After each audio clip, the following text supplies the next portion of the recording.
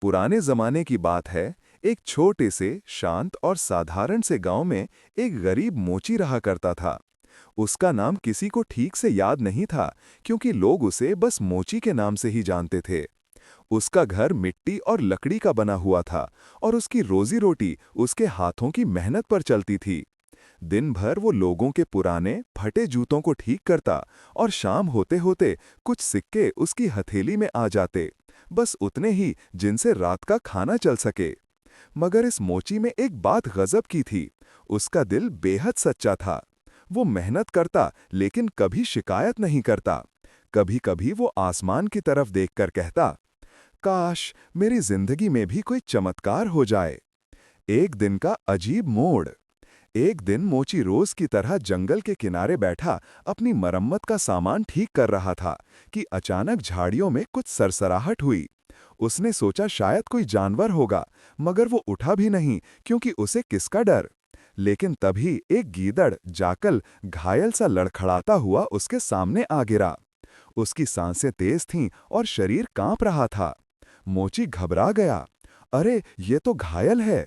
वो उठकर पानी लाया, उसे छाया में किया और जो उसके बस में था वो सारी मदद की। धीरे धीरे गीदड़ ने आंखें खोलीं। मोची ने दया से पूछा, तुम ठीक हो? किसने तुम पर हमला किया?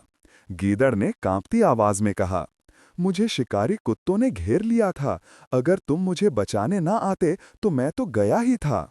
मोची मुस्कुराया, अरे रहने दो, ये तो मेरा फर्ज था। कुछ देर बाद गीदड़ ने उठकर उसकी आंखों में देखा और बोला, मोची, तुम्हारी इस भलाई का बदला मैं जरूर दूंगा। तुमने मेरी जान बचाई है। तुम जो कहोगे मैं पूरा करूंगा, चाहे जितना बड़ा काम क्यों ना हो। मोची हंस पड़ा, मैं एक गरीब आदमी, मुझ जैसी क्या ख्वाहिश होगी? गीदड़ ने रहस्यमयी अंदाज में कहा, ख्वाहिश इंसान की नहीं, उसके दिल की होती है। बोलो, क्या चाहते हो?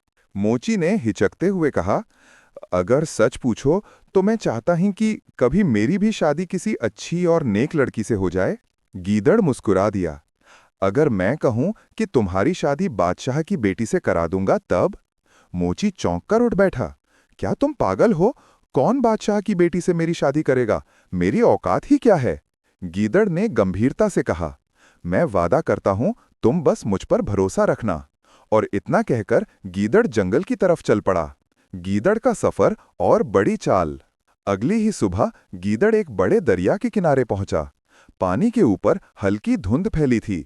गीदड़ ने इधर उधर देखा, फिर छलांग लगाकर तैरता हुआ दरिया पार कर गया। दरिया के उस पार एक बड़ी सल्तनत थी।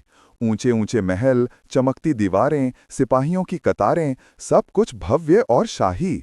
गीदड़ ने झाड़ियों के पीछे एक शांत जगह ढूंढी और अचानक अपनी शक्ल बदलकर इंसानी इल्ची, रॉयल मैसेंजर का रूप धारण कर लिया। अब वो एक लंबी दाढ़ी वाला, महंगी पोशाक पहने, शाही अंदाज में चलने वाला इल्ची था। वो सीधे बादशाह के दरबार में पहुंचा। बादशाह ने उसे देखकर कहा, हे अजनबी, कौन हो तुम और किस मकसद से आए हो? इल्ची ने सिर झुकाकर जवाब दिया, हुजूर, मैं आपके पड़ोसी राज्य के बादशाह की तरफ से आया हूं। उन्होंने आपकी बेटी के लिए शादी का पैगाम भेजा है। बादशाह, जो महीनों से एक अच्छे रिश्ते की तलाश में थे, इस खबर से हक्के बक्के रह गए, मगर खुश भी हुए।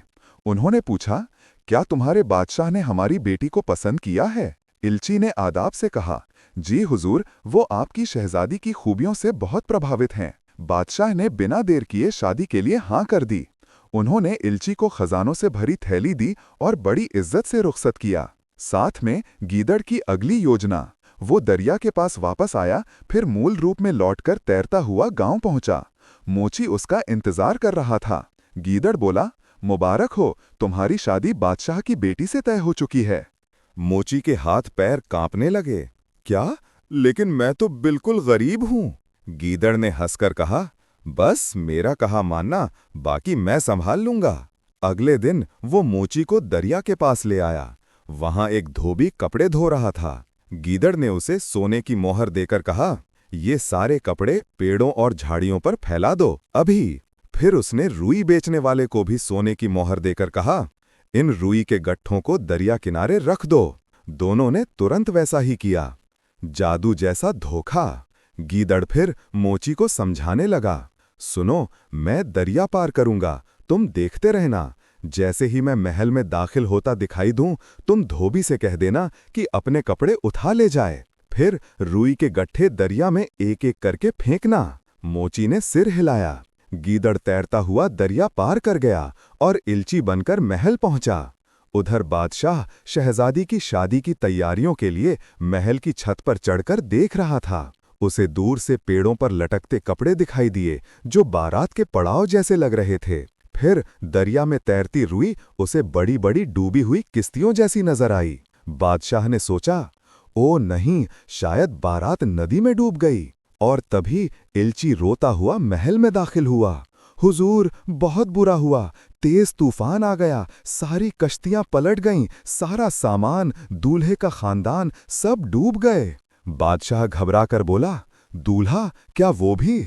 इल्ची बोला, नहीं हुजूर, वो किसी तरह बच गया है, वो नदी के दूसरी तरफ अकेला बैठा है। बादशाह ने तुरंत सिपाहियों को भेजा कि जाकर दामाद को महल लाएं। मोची अभी भी अवाक बैठा था कि सिपाही आए और उसे राजसी अंदाज में महल ले गए। 17 मोची की किस्मत का बदलना।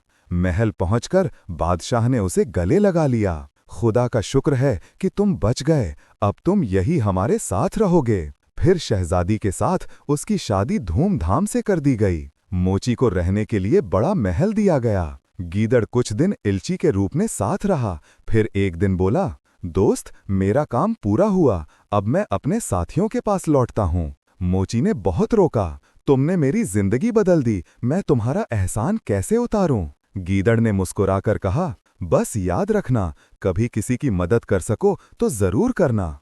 और वो जंगल की ओर लौट गया। 17 कहानी का सबक। जो दिल से भलाई करता है उसके लिए किस्मत खुद रास्ते बनाती है। मोची ने भलाई की, गीदड़ ने उसका साथ दिया। और इंसान हो या जानवर, अच्छाई हमेशा लौट कर आती है।